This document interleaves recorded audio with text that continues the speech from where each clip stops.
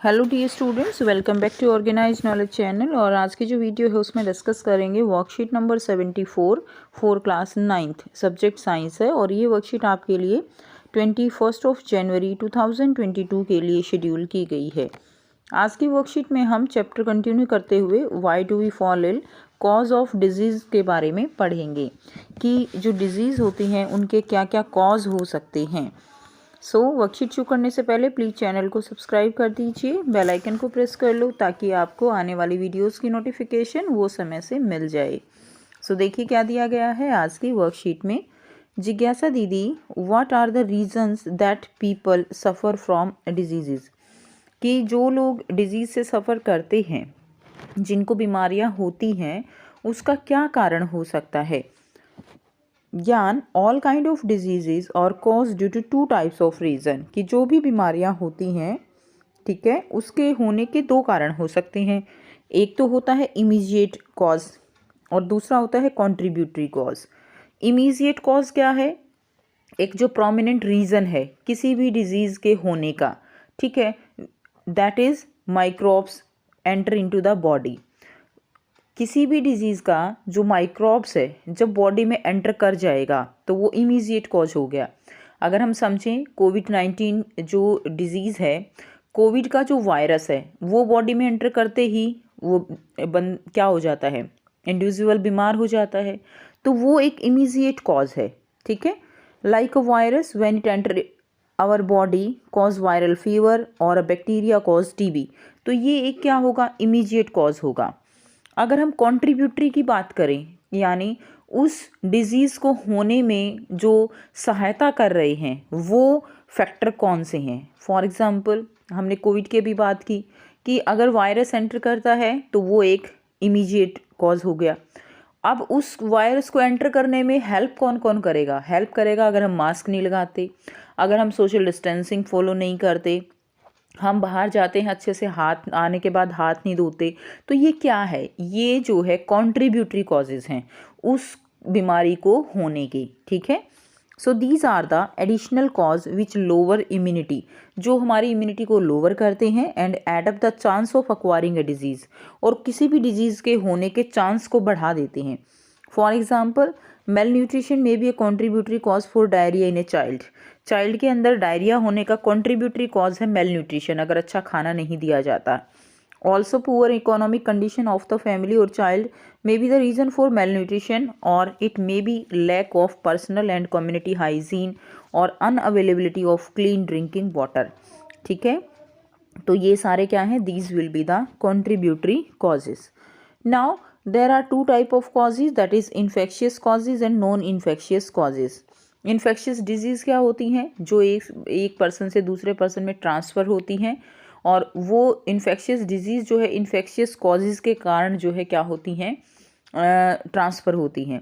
Non infectious disease क्या होती हैं? जो एक दूसरे से ट्रांसफ़र नहीं हो सकती। किसी को बीपी है तो वो उसी बंदे तक रहेगा, किसी दूसरे के पास जो है उसके पास बैठने से बीपी उसको नहीं होगा। ठीक है, तो इन्फेक्शियस कॉजेज़ की अगर हम बात करें तो infectious disease are caused by external reasons. External reason से जो इन्फेक्शियस डिजीज़ हैं वो कॉज होंगी। These external reasons are infectious agent. ये क्या होते हैं? इन्फेक्शियस एजेंट हैं। Infectious agent include 4 kind of unicellular microbes. तो 4 काइंड ऑफ यूनिसेलुलर माइक्रोब्स जो है होंगे virus, bacteria, fungus and protozoa. ये 4 टाइप के क्या हैं? These are the 4 type of infectious causes जिनके कारण ये डिजीज़ होती हैं। Some intestinal infectious disease are also caused by multicellular organism. कुछ मल्टीसेलुलर ऑर्गेनिज्म होते हैं जिनके कारण इन्फेक्शियस डिजीज़ देखी गई हैं, लाइक टेपवॉर्म है, रिंग वॉर्म है। ठीक है, ये जो है हमारी जो इंटेस्टाइन है उनमें एक तरह से डिजीज़ कॉज करते हैं। A disease called elephantiasis caused by a species of worm. एक डिजीज़ होती है एलिफेंटियासिस, उसमें हाथ पैर ऐसे स्वेल कर जाते हैं बहुत ज़्यादा, तो वो भी एक तरह के वॉर्म से ही वो डिजीज़ होती है। नाउ मैं आपको बताऊंगी एक न्यू ऐप के बारे में जो स्टूडेंट्स में काफी जल्दी पॉपुलर होती जा रही है। चाहे कोई क्वेश्चन हो, कोई डाउट हो या कोई कॉन्सेप्ट ना समझ आए, बोर्ड्स हो या जी नीट, पढ़ाई में कोई भी दिक्कत आ रही हो तो उसका सॉल्यूशन है फिलो ऐप। अपने डाउट्स को किसी भी टाइम क्लियर करें इन दीज 3 इजी स्टेप्स। सबसे पहले इस ऐप को प्ले स्टोर या ऐप स्टोर से डाउनलोड कर लें, अपने फोन नंबर से इजीली साइन अप कर लें, अपने क्वेश्चंस का पिक्चर लें या उसे टाइप करके सबमिट करें और फिलो आपको 60 सेकेंड्स में इंडिया के टॉप एक्सपर्ट से लाइव कॉल पे कनेक्ट कर देगा। आपके क्वेश्चन में आप कहना चाहते हैं कि बल्ब की पावर कितनी है। अगर बल्ब जो है वो 220 वोल्टेज पर ऑपरेट हो रहा है, राइट। इस बैटरी का जो वोल्टेज है वो आपको गिवन है 220। तो ये आपको सिंपल रिलेशन हो गया यहाँ पर। अब अगर कोई आपको और डाउट है तो बताइए। So guys, it's just simple. Have any question? Just ask Philo. You can get 10% off by referral code OKE001. इस ऐप का डाउनलोड लिंक नीचे डिस्क्रिप्शन में दे दिया गया है। So just download Philo now. अगर हम बात करें नॉन इन्फेक्शियस कॉजेज की, तो disease cause due to the personal internal reason. Person के जो है इंटरनल रीजन की वजह से जो डिजीज होती हैं that will be the non infectious. जैसे देखिए, अगर बॉडी में किसी विटामिन की कमी हो जाती है तो वो पर्टिकुलर उसी व्यक्ति को डिजीज होगी, ठीक है, किसी पर्टिकुलर विटामिन की कमी से। So it may be due to the improper function of any internal organ. तो ये जो है इम्प्रॉपर फंक्शन जो है किसी भी इंटरनल ऑर्गन का क्या होगा, इम्प्रॉपर फंक्शन हो, यानी बॉडी में प्रॉपर फंक्शनिंग नहीं होती किसी भी ऑर्गन की, तो नॉन इन्फेक्शियस जो है डिजीज कॉज होगी। These diseases have mostly internal reasons like high blood pressure is caused by excessive weight and lack of exercise. Next देखिए, thyroid disinfection causes thyroidism. Thyroid disinfection जो है वो क्या कॉज करेगा, thyroidism cause करता है।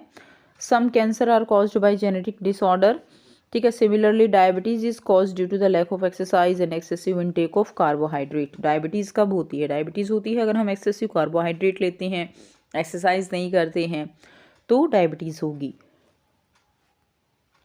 तो ये रीज़न रहेंगे, ठीक है। अब आपको यहाँ पे आसान से 4 क्वेश्चंस दिए गए हैं, ठीक है, जिनके आंसर हम डिस्कस करेंगे। फर्स्ट क्वेश्चन है, what are the 2 basic reasons that causes disease in our body, explain with an example. तो यहाँ पे आपको एक्सप्लेन भी करना है, इसलिए क्वेश्चन का आंसर थोड़ा सा बड़ा रहेगा बट बहुत सिंपल है।